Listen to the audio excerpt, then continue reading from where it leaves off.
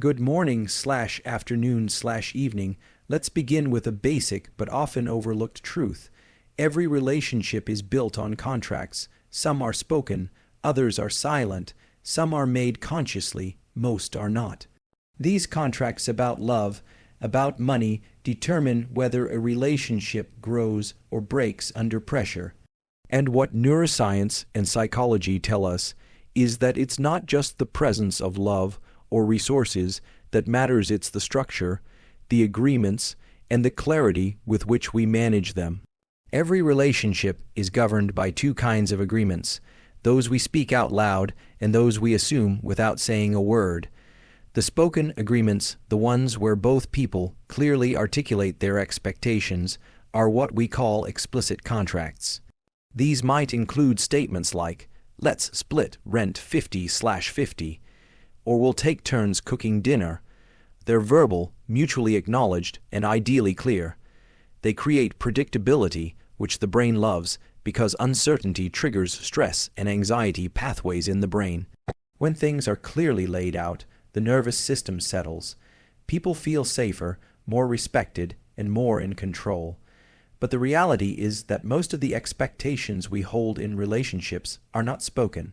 They're implicit. We assume them based on our upbringing, our culture, our past experiences, or even how we've seen relationships modeled. Things like, "If you really loved me, you'd offer to help without me asking," or "I shouldn't have to tell you I'm upset, you should just know." These unspoken assumptions form what are essentially invisible contracts. We operate by them, and we expect our partner to, too often without ever having had a conversation. The danger of implicit contracts is that they're fragile. Because they're invisible, they're easy to break without even realizing it. And when that happens, it doesn't just cause confusion, it can create emotional ruptures. One partner feels let down, even betrayed, while the other feels blindsided. From a neurological standpoint, this mismatch activates threat responses in the brain, increased heart rate, cortisol spikes, defensive behavior, not because the relationship is broken, but because the agreement wasn't shared. The healthiest relationships learn to translate these implicit contracts into explicit ones. That means making the unconscious conscious, saying the things we think should be obvious, asking questions like, "What do you expect of me in moments of stress?" Or "What does support look like to you when you're overwhelmed?" This isn't about overstructuring love, it's about creating a shared language for what both people need. Because when the rules are clear, connection becomes safer. And when expectations are agreed upon, not assumed, relationships don't just survive. They stabilize and grow. The foundation of most relational conflict isn't always about betrayal, incompatibility, or even lack of love. It's often about mismatched expectations. And these expectations are shaped by two types of psychological contracts that operate in every relationship: implicit and explicit. We may not use those terms in everyday conversation, but we live by them constantly. The explicit ones are easy to identify. They're the agreements we talk about openly: who pays the bills, who handles scheduling, how often we check in emotionally. These contracts are clear, verbalized, and ideally agreed upon by both people. They reduce ambiguity, and from a neuroscience perspective, they lower the brain's threat response. The prefrontal cortex, which governs planning and regulation, prefers predictability. So, the more explicit we are, the more the nervous system relaxes, and the better we relate. But the real complexity in relationships lies in the implicit contracts, the unspoken, often unconscious expectations we carry into connection. These are shaped by how we grew up, the relationships we witnessed, the roles we learned to play, and even the traumas we've survived. They govern things like how affection should be shown, who should initiate hard conversations, how money should be saved or spent, or how often one should apologize after a fight. The problem is, we rarely talk about these rules, we assume them, and we expect our partner to just know. When an implicit contract is violated, When your partner doesn't offer support in the way you expected, or spends money in a way you find threatening, it feels personal. The brain registers that as a breach of trust, even if it was never discussed. What follows is often confusion, frustration, and resentment. One person feels let down, the other feels attacked for breaking a rule they didn't even know existed. It creates a loop of miscommunication that's hard to break unless both people become aware of these invisible agreements. To move forward, couples need to surface the implicit and make it explicit. That means becoming curious about your own assumptions and daring to voice them. It might sound like, "I've always believed love means checking in at the end of every day. What does love look like to you?" Or, "When I cover most of the bills, I feel like I'm carrying more than just financial weight. Do you see that?" These kinds of conversations require vulnerability, but they also build clarity. And clarity, from a biological standpoint, reduces perceived threats and increases relational safety. The relationships that last are not the ones with the fewest challenges, but the ones where both partners are willing to examine the contracts they're living by and rewrite them together when needed. Every human relationship operates within a psychological framework of agreements, whether we realize it or not. These agreements dictate how we behave, what we expect, and how we interpret each other's actions. The most effective relationships tend to rely on explicit contracts, those that are clearly articulated and consciously agreed upon by both people. These might be logistical agreements, like how expenses are divided, or emotional agreements, like how often you check in with each other. When these are openly discussed, they act like a map. They orient both partners, reduce ambiguity, and create a shared reality. This kind of structure is not restrictive. It actually gives freedom. It creates safety, and that safety is rooted in predictability, something the brain is evolutionarily wired to crave. But beneath the surface, there is a deeper layer operating: implicit contracts. These are the silent expectations we carry, many of which we inherited unconsciously. They're rarely questioned because they feel like truth. Maybe you believe that if someone really cares, they'll notice when you're upset without needing to be told. Maybe you assume that whoever makes more money should naturally pay for everything, or that emotional support should be offered before it's requested. These assumptions are not inherently wrong. They're simply unspoken. The issue arises when we expect others to follow these rules without ever revealing them.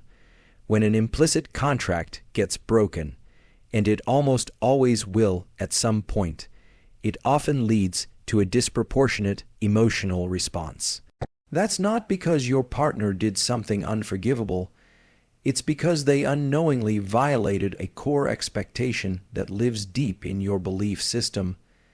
The brain interprets that as a social threat. Regions like the amygdala activate, cortisol is released, you feel not just disappointed, but destabilized, and your partner, confused, might wonder why a small misstep created such a big reaction. What's important to understand is that these implicit contracts aren't bad. They're just incomplete, and as long as they stay hidden, they create friction and misunderstanding. The solution isn't to eliminate them, it's to bring them into the open. This requires intentional communication. It means asking yourself, what rules am I operating by that I've never shared? And being willing to hear the same from your partner. It might involve uncomfortable conversations, but neurologically, those conversations are regulating. They engage the prefrontal cortex, increase empathy, and rewire the relationship toward greater resilience. The act of naming expectations, of turning implicit into explicit, is one of the most powerful tools we have in love and in life. It doesn't just prevent conflict, it deepens connection. Because when both people agree to live by the same rules, even if they revise them over time, they stop living in parallel realities and start building one together. In the architecture of human relationships, what often makes or breaks connection isn't what is said, but what is assumed. This is where the concept of contracts, ecological agreements, becomes crucial. Explicit contracts are the ones we consciously negotiate. These might be about who takes on which responsibilities, how money is managed, or even how frequently we connect emotionally or physically. These agreements, when clearly defined, are stabilizing forces. They reduce decision fatigue, provide structure, and allow both partners to move through the relationship with more certainty and fewer misunderstandings. From a neurological standpoint, this is powerful. When we know what to expect, our stress response quiets, our attention broadens, and we're able to engage more fully. But most of the tension in relationships doesn't stem from broken explicit contracts. It stems from the invisible ones. These are the implicit contracts, and they live in the space of assumption. They are shaped by culture, family history, personality, and past experiences. They show up in beliefs like, love means anticipating my needs, or real commitment looks like financial generosity, or emotional labor should be unspoken but understood. These contracts operate beneath our awareness, yet they govern our emotional reactions. We don't tell our partner about them because often we're not fully aware of them ourselves until they're violated. When that violation happens, it doesn't register as a small misstep. It hits a deeper emotional core. It can feel like rejection or abandonment, not because our partner intended harm, but because they didn't follow a rule they never knew existed. And this is where relationships begin to fracture, not because of malice, but because of mismatched realities. One person is hurt, the other is confused. The resulting emotional dissonance activates defensive mechanisms, withdrawal, blame, shutdown, or escalation. And unless the underlying assumptions are uncovered, the cycle tends to repeat. The path forward is to become conscious of the implicit. This means doing the work, individually and together, to identify where our expectations come from. It means getting curious rather than reactive. Instead of saying, "You should have known," we begin asking, "What did I expect? And have I ever said it out loud?" This requires slowing down and being willing to reveal not just needs, but the meaning behind those needs. Because often, implicit contracts aren't really about logistics. They are about identity, safety, and love. When couples begin to name these unspoken rules, something shifts. What once felt like personal attacks start to look like unmet needs. What once felt like irreconcilable differences start to look like opportunities for renegotiation. And the more often two people can sit down and ask, what are the terms of how we love, support, and live with each other? The more resilient their relationship becomes, not just emotionally, but neurologically. They begin to co-create a reality in which both people feel seen, respected, and understood. And that is the foundation on which lasting connection is built. One of the most common yet overlooked dynamics in relationships is the silent tension that builds not from what is said, but from what is expected without being expressed. Every couple, whether they realize it or not, operates under a framework of agreements. Some are openly discussed, while others remain buried beneath habit, emotion, and assumption. The ones that are spoken aloud are explicit contracts. These are negotiated terms: who pays for what, how affection is shown when personal time is needed. They are visible and measurable. When two people align on these, they experience a sense of clarity and fairness. This type of clarity benefits the brain. It reduces uncertainty, minimizes stress responses, and reinforces trust through consistency. The challenge arises from the implicit contracts, the unspoken rules we believe should govern a relationship, even if we've never articulated them. These contracts often come from childhood, past relationships, cultural scripts, or even media portrayals of love. For example, someone might deeply believe that real love means texting every morning. Another might believe that emotional strength is shown by not needing help.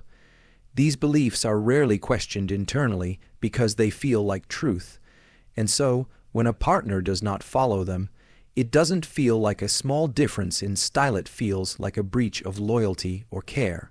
This is why implicit contracts are so dangerous when left unexamined. The moment one is violated, the emotional response tends to be outsized. Disappointment turns into defensiveness. A missed call becomes a sign of neglect. A disagreement about spending becomes a judgment of values. These reactions aren't irrational. They're just based on a contract only one person knows they're living by. The brain interprets that violation through the lens of safety and belonging. The more central the expectation is to someone's sense of security, the more threatened they feel when it goes unmet. Relationships strengthen when both partners become aware that they are not only sharing time, space, or money, they are navigating entire internal maps of meaning. And maps don't align automatically. It takes deliberate effort to explore them together. This might sound like, when I go silent, it's not because I don't care. I grew up thinking emotions should be handled alone. Or I realize I've expected you to plan everything because I associate love with being taken care of. Bringing implicit expectations into the light doesn't guarantee agreement, but it does create understanding. It allows couples to ask, do we both agree to this? Is this rule fair, helpful, and current for where we are now? In that process, relationships stop being reactive and start becoming intentional. Instead of colliding with each other's assumptions, partners begin writing the very rules of their connection. And when people have the courage to reveal their internal frameworks, they don't just avoid conflict. They build a deeper, more neurologically grounded sense of trust. They transform silent expectations into shared agreements. And in that transformation, relationships gain strength, coherence, and longevity. In the realm of relationships, much of what shapes behavior, emotion, and conflict stems not from deliberate choices, but from inherited frameworks, ecological agreements that tell us what love, respect, responsibility, and partnership are supposed to look like.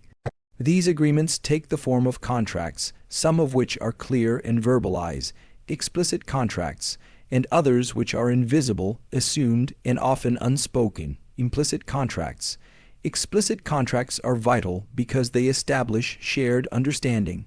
They allow two people to align on logistics and values, how decisions are made, how money is handled, how boundaries are maintained. These are tangible, and they give both partners something to return to when emotions run high.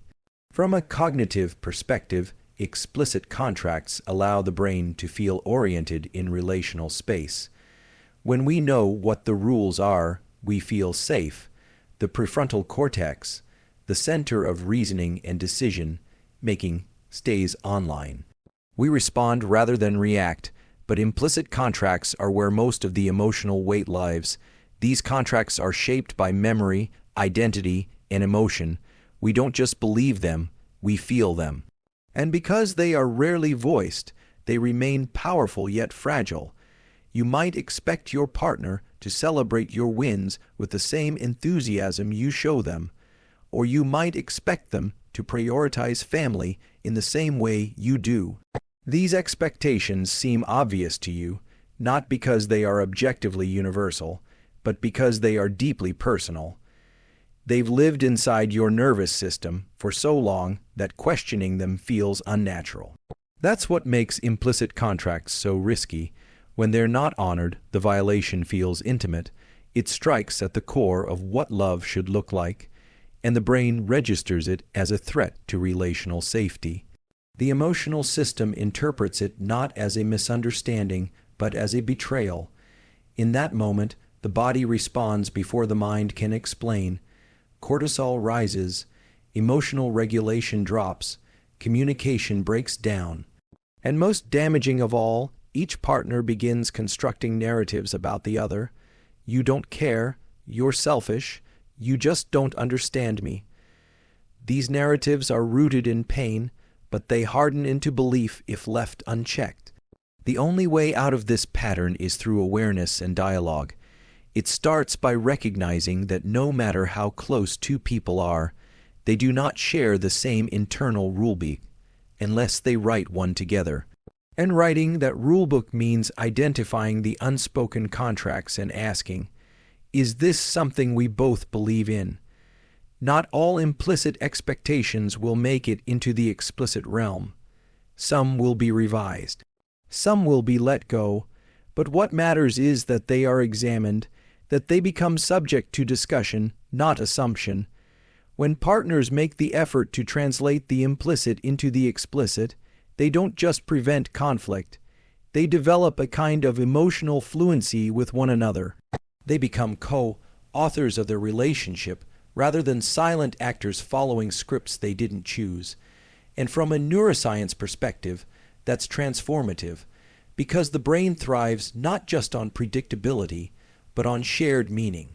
When two people actively define the terms of their connection, emotionally, financially, relationally, they create a system that is both flexible and secure. And that's where real intimacy begins to thrive. So, what truly makes or breaks relationships isn't just love or money, it's the clarity and consciousness behind the contracts we live by. When we operate from unspoken expectations, we leave room for misalignment, resentment, and emotional threat responses that erode trust over time.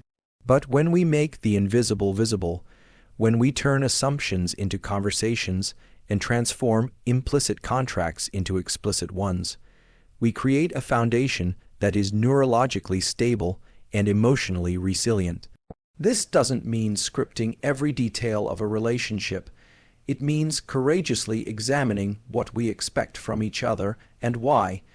It means understanding that love isn't just a feeling, it's a set of repeated agreements renegotiated over time based on mutual understanding and respect. Because the strongest relationships aren't the ones without conflict. They're the ones where both people are willing to rewrite the rulebook together over and over again with presence, with precision, and with the humility to ask, what are we actually agreeing to, and is it still serving us? That's how real connection is built, not through perfection, but through conscious contracting of both love and money, with intention at the center.